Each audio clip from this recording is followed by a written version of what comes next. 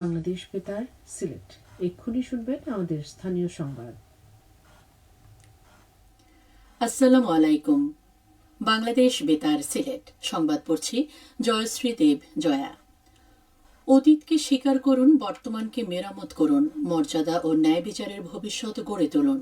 এই প্রতিপাদ্যকে সামনে রেখে সারা দেশের মতো সিলেটেও আজ পালিত হচ্ছে আন্তর্জাতিক দাসত্ব বিলোপ দিবস। দাসত্ব বলতে বোঝায় কোনো মানুষকে জোর করে শ্রম দিতে বাধ্য করা এবং এক্ষেত্রে কোনো মানুষকে অন্য মানুষের অস্থাবর সম্পত্তি হিসেবে গণ্য করা।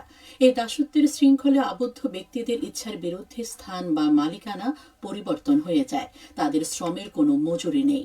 1949 সালের 2রা ডিসেম্বর জাতিসংঘ সাধারণ পরিষদে দাসত্ব বিলোপ করতে বিশ্বব্যাপী দাস প্রথা এবং ব্যবসা নিষিদ্ধকরণের উপর কনভেনশন গৃহীত হয়। এই দিবসের মূল উদ্দেশ্য হচ্ছে মানব পাচার, যৌন দাস, জবরদস্তিমূলক শিশুশ্রম, বল প্রয়োগে বিয়ে এবং যুদ্ধে শিশুদের ব্যবহার বন্ধে সচেতনতা বাড়ানো। বাঙালির গৌরবদীপ্ত বিজয়ের মাস ডিসেম্বর শুরু হয়েছে গতকাল। বাংলাদেশের সুদীর্ঘ রাজনৈতিক ইতিহাসে অনন্য ঘটনা 1971 সালের মুক্তিযুদ্ধ। সশস্ত্র স্বাধীনতা সংগ্রামের এক ঐতিহাসিক ঘটনার মধ্য দিয়ে বাঙালি জাতি কয়েক হাজার বছরের সামাজিক, রাজনৈতিক ও অর্থনৈতিক মুক্তির স্বপ্ন দেখে।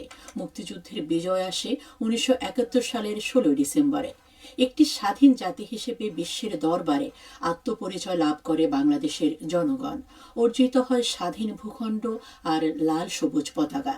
ভাষার ভিত্তিতে যে জাতীয়তাবাদ গড়ে উঠেছিল এক রক্তক্ষয়ী মুক্তিযুদ্ধের পর বিজয়ের মাধ্যমে স্বাধীনতা পূর্ণতা পায় এই মাসে।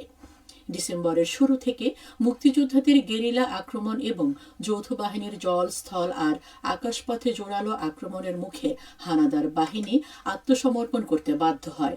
নানা কর্মসূচির মধ্য দিয়ে বিজয়ের মাস বরণ করা হচ্ছে সিলেটের সর্বত্র। বিঘ্ন অতিক্রম করে এসিড মোকাবেলা। এই প্রতিপাদ্যকে সামনে রেখে সারা দেশের মতো সিলেটেও গতকাল পালিত হয়েছে বিশ্ব এইডস দিবস। 1988 সাল থেকে এইডসের বিরুদ্ধে প্রতিরোধ ও জনসচেতনতা সৃষ্টির লক্ষ্যে বিশ্বে এই দিবসটি পালন করা হয়ে থাকে। এইচআইভি সংক্রমণের জন্য এইডস মহামারী ছড়িয়ে পড়ার বিরুদ্ধে সচেতনতা বৃদ্ধি করতে এবং যারা এই রোগে মারা গেছেন তাদের প্রতি শোক পালন করতে এই দিনটিকে বেছে নেওয়া হয়েছে। দিবসটি উপলক্ষে সিলেটের সিভিল সার্জন অফিসের আয়োজনে র্যালি এবং আলোচনা সভা অনুষ্ঠিত হয়।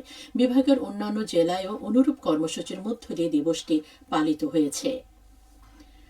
Sylhet MC and government college alumni association of USA ইনকের উদ্যোগে স্কলারশিপ প্রোগ্রাম 2026 উপলক্ষে বৃত্তি প্রদান অনুষ্ঠান অনুষ্ঠিত হয়েছে।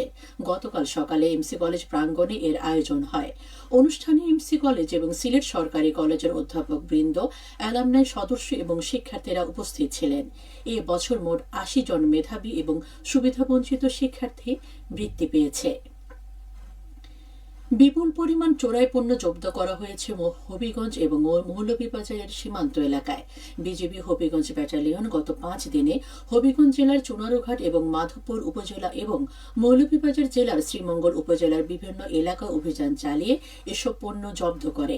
এর মধ্যে রয়েছে মাদকদ্রব্য, গরু এবং যানবাহন। আটককৃত পণ্যের মূল্য প্রায় 1,73,00,000 টাকা। সিলেট নগরীতে রাত 9:30টার পর হোটেল, রেস্তোরাঁ এবং ওষুধের দোকান ব্যতীত সব ধরনের বাণিজ্যিক প্রতিষ্ঠান বন্ধ রাখার সিদ্ধান্ত হয়েছে। এছাড়া সব মার্কেটের পার্কিং স্পেস পার্কিংয়ের জন্য উন্মুক্ত রাখতে হবে। গতকাল বিকেলে সিলেট পুলিশ কমিশনারের কার্যালয়ে সিলেট মহানগর এলাকার বাজার কমিটির নেতৃবৃন্দের সাথে মত বিনিময় সভায় সর্বসম্মতিক্রমে এই দুটি সিদ্ধান্ত নেওয়া হয়। এই সিদ্ধান্ত 7 ডিসেম্বর থেকে কার্যকর হবে। সিলেটের সুনামগঞ্জে ধীরে ধীরে জেঁকে বসেছে শীত। রাত বাড়ার সাথে সাথে বাড়তে থাকে শীতের প্রকোপ। শীতের রোগে আক্রান্ত হয়ে সুনামগঞ্জ সদর হাসপাতালে ভর্তি হন হাওরের দরিদ্র মানুষ, যার মধ্যে বেশিরভাগ শিশু। জেলা প্রশাসনের নির্দেশনায় মধ্যরাতে হাসপাতালে শিশুদেরকে 120টি কম্বল বিতরণ করেন কর্মকর্তারা। এবারে শুনুন কৃষি সংবাদ। মৌলভীবাজারের বড়লেখা উপজেলায় কৃষকদের মধ্যে বিনামূল্যে বীজ এবং সার বিতরণ করা হয়েছে। গতকাল